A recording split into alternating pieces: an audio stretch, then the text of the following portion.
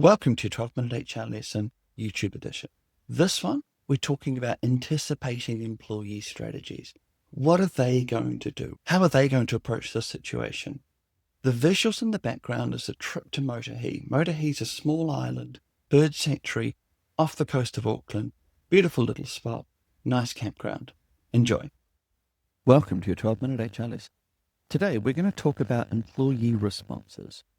What we don't want to do is try and control how they respond or manipulate how they respond, but what we do want to do is anticipate and also to make sure we're not accidentally boxing them into a difficult situation in which they make a bad decision. Interested? Let's go.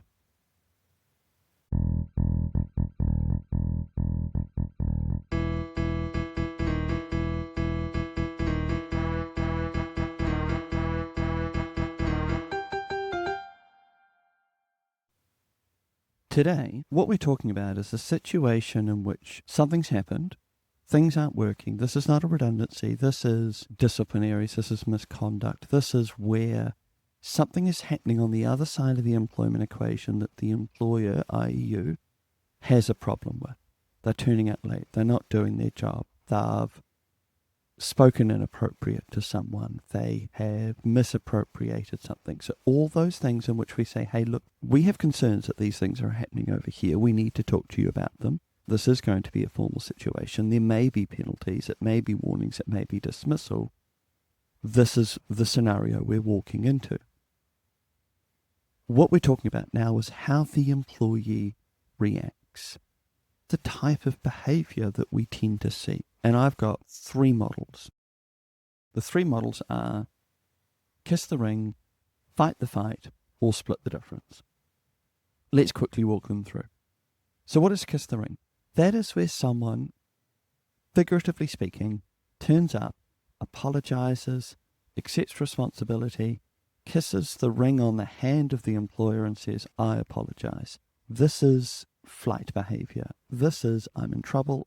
Trouble's bad for me. What do I need to say? I apologize. I show contriteness. Whatever it is that I am in trouble for, I must have done something wrong.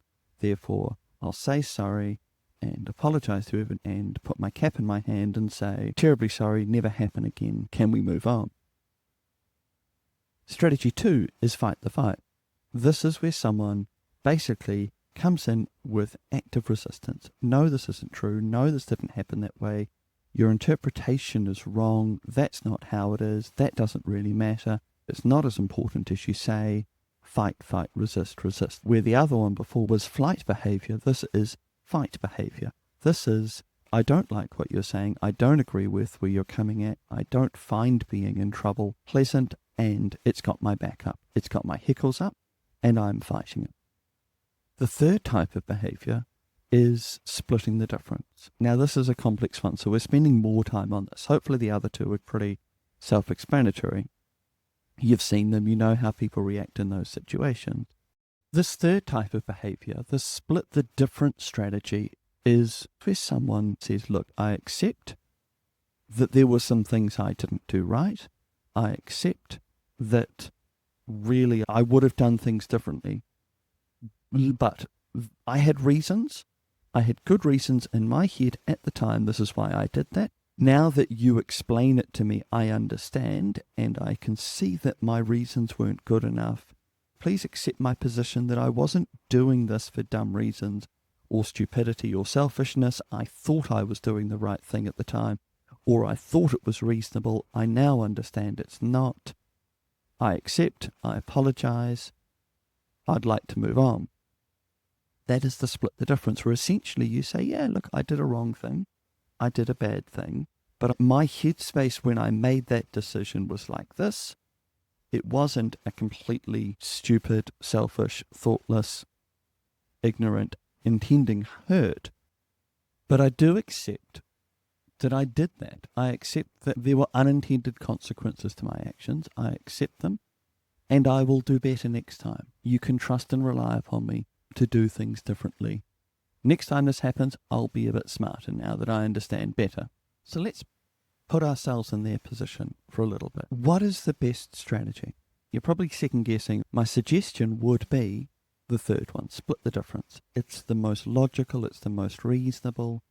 It presents a defence whilst also not burning the bridge. But it's not always going to work, isn't it? Because not every strategy is going to be perfect in all circumstances. The best strategy will depend on what the circumstances are. You may have a difference of opinion, but to my mind, theft is an almost unforgivable sin. There is nothing that an employee can reasonably say that is an apology when it comes to theft, which essentially that the employer can accept if it is substantiated and move on from. So turning up and apologising and saying sorry and accepting fault isn't really going to help you out that much if what you've done is theft. If what you've done, you knew what you were doing and made a rational decision to take a risk to try and get away with it. There's not much that the employee can say that doesn't come across as anything more than, gosh, I'm really sorry that I was caught, because they knew what they were doing at the time. On the other hand, if you just lost your temper and you knew that you'd done something foolish, you know that you'd done something wrong, cap in hand is the smartest way to do it. Look, I'm mortified by my behaviour, I'm embarrassed by my behaviour. I can't believe I did that. What I'm continuously saying to people when dealing with all things disciplinary and performance, it's not justice. We are not meting out justice. This is not punitive. This is prospective. Even if we are talking misconduct for something that has happened in the past, we are not here to punish people. We are not judges seeking to punish people. We are re-evaluating the prospects for the future. We are only asking the question, can we keep working with this person? They have done a thing that has put our trust and confidence in them at risk. Can we continue to trust them in the future? And so hence, if you want to really boil down every disciplinary and penalty decision, it is, what confidence do we have that this behaviour that we have a problem with will occur again in the future? That is the heart of it. That is what you're trying to achieve. Are we going to see this again? Take swearing in the workplace. Some workplaces are fine with swearing. Some people just swear by habit. If they've moved into a workplace where they have sworn and we have a problem with it and we're saying, hey, we don't accept this angry behaviour in the workplace, and the person goes, yep, okay, I get that, I won't do it again. Can we have trust and confidence that they will do things differently? Yeah, reasonably so. And that at the end of the day is the core of the question. The employee strategy, they can play it well, they can play it badly, they can play it reasonably. What they do determines what we do. How they respond determines what trust and confidence we have with them in the future. I accept full responsibility. I hope that you can forgive me. I hope that we can continue to work together. That is probably the smartest strategy in the circumstances where the employee has just behaved poorly in the heat of the moment. The third strategy, splitting the difference, generally speaking, will make most sense in ambiguous situations. Now, I need to give you a takeaway. I need to give you a lesson. I would be remiss if I didn't give you something to do differently next time. And this one's really simple. People make these decisions. This is the variable outside of our control. Hopefully, if I've spelt this out correctly, there are good strategies and there are bad strategies. An employee who approaches the situation taking the wrong approach can really hamper what could have been something that was savable. An employee who adopts the wrong approach, the wrong strategy, can make the relationship untenable. I'm sure you've dealt with many circumstances where you could have kept working with that person. That person didn't need to go, but things spiraled outside of our control such that the relationship was not going to work. And part of the things that led to that spiral out of control is the decisions that they made. The employee who fights something that didn't need to be fought, something that if they could meet us halfway, we could keep working with them. We can't control decisions that they make, but on the other hand, we can accidentally prompt them or put them into a situation where they make bad decisions. So here's two things I want you to do differently. One of the temptations when it comes to conflict is getting it over and done with quickly. We don't like conflict. We don't want to be in conflict. So we try and get through it quickly. We get them in, we give them a bollocking, off we go. That's not giving people enough time to process. That's not giving them enough time to think.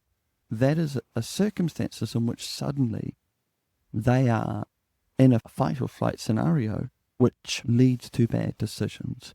You need to give people enough time to process what your concerns are such that they can make a rational decision, not an instinctive decision. And we're going to talk about type 1 and type 2 another day.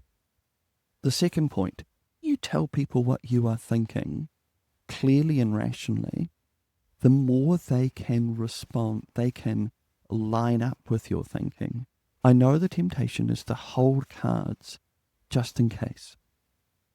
Play all your cards, put them on the table, let them see, and let them react rationally based on seeing all the information in front of them. So, to paraphrase, next time you're dealing with conflict, give people enough space and enough information to make the smarter, rational decision, the one that is likely to keep the relationship working if that's what you want. Give people enough time to pick a reasonable strategy rather than not enough time and not enough information that they pick the wrong strategy. Bad decisions tend to end up in lose-lose situations.